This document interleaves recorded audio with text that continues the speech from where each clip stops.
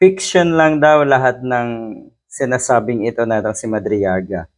Ito po'y pinag-uusapan na sa social media itong sulat kamay na affidavit nga natong si Madriaga tungkol sa pagpapatalsik kay PBBM noong nakaraang taon pa sana para ipwesto nga itong si Sara Duterte. Ano ba ang pinakamotibo nila? Mailigtas si Digong, mailigtas lahat ng um, pananagutin ni PBBM, mailigtas lahat ng or yung idea na madalas kong sabihin na kasi inilalagay sa ayos ngayon, tinutuwid ngayon ni PBBM ang lahat ng binaluktot ni Digong.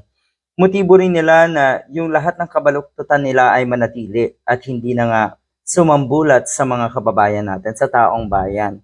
Siyempre, motibo rin nila na hindi sumambulat ang lahat ng baho ni Sara Duterte na inaakala nga nila na may potensyal na maging presidente sa 2028. Yan ang pinakarason kaya desperado na ang kampong ito ni Digong. Sino ngayon ang totoong manggagamit?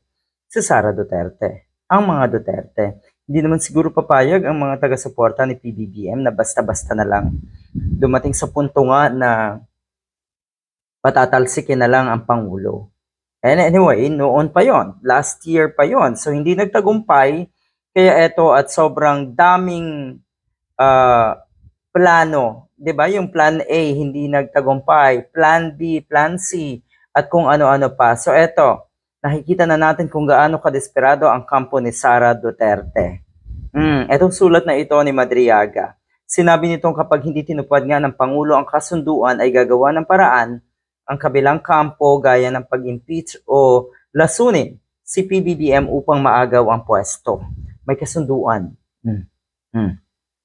Plinanong ipa-impeach, lasunin para lang maiupo si Sara Duterte sa 2020. Napakahaba na ito. Hindi natin masyadong naidetalye ng maayos. Pero ngayon, nahaharap si Madriaga sa kamera. Titignan natin. Kasi ang sinasabi ng abogado ni Madriaga, etong affidavit na ito ay legit. Etong affidavit na ito ay galing mismo kay Madriaga. Yan. In the event that PBB or BBM refused to honor the agreement and opted not to relinquish his post as president, extraordinary measures of overthrowing BBM should be considered, katulad ng impeachment nga, assassination, poisoning, and other means. Yan ang sinabi ni Ramil Madriaga. Yung kasunduan na yun, ang nakikita natin dyan sa kasunduan na yan, ay ang totoo dapat talagang ipwesto or bumaba na lang talaga dapat sa pwesto si PBBM.